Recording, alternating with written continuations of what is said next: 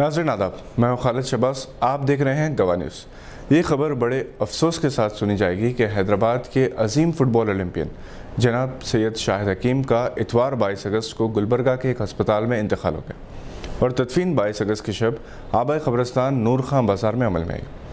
जनाब सैयद शाहिद हकीम एक अजीम फ़ुटबॉल खिलाड़ी, एडमिनिस्ट्रेटर, इंटरनेशनल रेफरी और हिंदुस्तानी फ़ुटबॉल टीम के कोच भी रहे। इनकी निगरानी में अंडर 17 वर्ल्ड कप के लिए हिंदुस्तानी फ़ुटबॉल खिलाड़ियों की टीम के इंतखाब के लिए सिलेक्शन कैंप का एहतमाम किया गया था।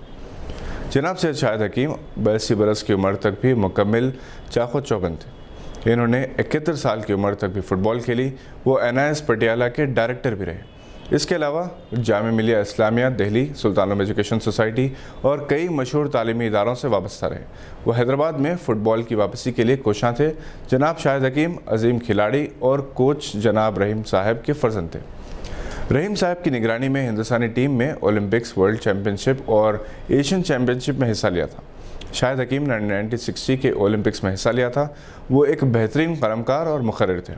अल्लामा इकबाल के आशिक़ थे और मस्जिद आलिया में महफिल इकबाल शनासी पे कई लेक्चर्स इन्होंने दिए थे। जनाब सैयद शाहिद हकीम को 2017 में Dhyanchand lifetime achievement award से नवाजा गया था।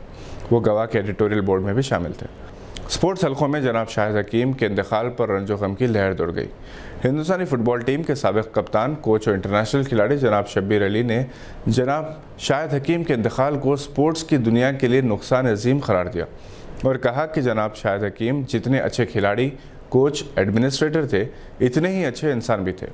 फिल्मी अदाकार अजय देवगन ने भी शाहिद हकीम के इंतकाल पर गहरे रंज व गम का इज़हार किया।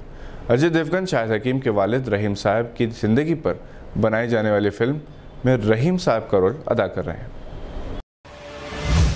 ज्वेलरी के लिए ब्यूरो ऑफ इंडियन स्टैंडर्ड्स की जानिब से हॉलमार्किंग यूनिक ID के लज़ूम के ख़िलाफ़ कुल हिंद एक रोज़ा हड़ताल से यकानियत का इजहार करते हुए दोनों शहरों हैदराबाद और सिकंदराबाद के ज्वेलर्स एसोसिएशन ने आज एबिट्स पर पुरअमन एहतजाज किया और अपनी दुकानें बंद रखी। इस मौके पर चेयरमैन कैलाश चरण और सेक्रेटरी प्रवीण कुमार ने कहा कि हॉलमार्किंग का वो खैर मकदम करते हैं, मगर हॉलमार्किंग यूनिक ID की मुखालिफत करते हैं क्योंकि ये ज्वेलरी बिजनेस की तबाही का सबब बनेगा। रजिस्ट्रेशन की मनसूखी, ताज़ीराती क़वानीन, तलाशी और ज़ब्ती के मरहलों के नतीजे में ज्वेलरी बिजनेस इंस्पेक्टर राज का शिकार हो जाएगा। एक रोज़ा अलामती हड़ताल दरअसल HUID के ख़िलाफ़ पुरअमन एहतजाज है क्योंकि ये नाकाबिल अमल और नाकाबिल क़बूल है। HUID ग्राहकों के मफाद और बिजनेस के उसूलों के ख़िलाफ़ है। इसके लज़ूम से MSME ज्वेलर्स की हरासानी का सबब बनेगा। इसके अलावा ये ख़िलाफ़ कानून भी है क्योंकि ये किसी भी शहरी के डेटा प्राइवेसी और बिज़नेस सीक्रेसी में दखलंदाजी है। ज्वेलर्स का ये एहसास है कि BIS में रजिस्ट्रेशन का मुतालबा ये है कि अब तो परवाना मौत दस्तखत करना है क्योंकि इससे जो नुकसान होगा वो नाकाबिल बयां है। ज्वेलर्स हॉलमार्किंग के हामी हैं, मगर HUID के नए मरहले से कई मसाइल पैदा होंगे। मिर्ज़ा असदुल्ला बेग मेंबर एसोसिएशन ने बताया कि लगभग 88,000 ज्वेलर्स ने हॉलमार्किंग के लिए ख़ुद को रजिस्टर करवाया है, जिससे ज्वेलर्स की दयानतदारी का अंदाज़ा लगाया जा सकता है। हीरा ग्रुप ऑफ कंपनीज़ की बानी और CEO डॉक्टर आलिमा नोहरा शेख ने कहा कि इन्हें हिंदुस्तानी होने पर फ़ख्र है। ये ऐसा मुल्क है जहां तमाम हुकूक़ का तहफ़्फ़ुज़ किया गया है। इन्होंने हिंदुस्तानी अदलिया को बेमिसाल करार दिया और कहा कि अदालतों में इंसाफ के लिए देर है मगर अंधेर नहीं। डॉक्टर आलिमा नोहरा शेख इनकी अपनी ज़िंदगी के हालात पर लिखी गई किताब जज्बे शाहीन की इतवार को रस्म रुनमाई की तकरीब से मुखातिब थी, जो बंजारा हिल्स में वाक़ इनकी क़यामगाह में मुनक़िद हुई। दिल्ली के मुमताज़ सहाफ़ी मोतिउर रहमान अज़ीज़ ने एक किताब तसनीफ़ की है। डॉक्टर नोहरा शेख ने कहा कि इन पर लिखी गई किताब आने वाली नस्लों की रहनुमाई करेगी क्योंकि इससे मालूम होगा कि एक मुस्लिम खातून शरई दायरे में रहकर कामयाबी के साथ तिजारत कर सकती है।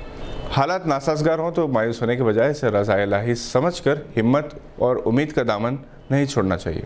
इन्होंने कहा कि इंसान तजुर्बात से बहुत कुछ सीखता है, ठोकरें खाकर ही संभल कर चलता है। माजी की गलतियों से सबक लेकर मुस्तकबिल को संवारा जा सकता है। डॉक्टर नोहरा शेख ने कहा कि सोना भी आग में तपकर कुंदन बनता है, वो भी तजुर्बात की भट्टी में मजबूत हो गई है। इन्होंने किताब के मुसन्निफ़ से इज़हार तशक्कुर किया कि इन्होंने नोहरा शेख की जद्दोजहद से भरपूर ज़िंदगी को एक तारीख़ में बदल दिया।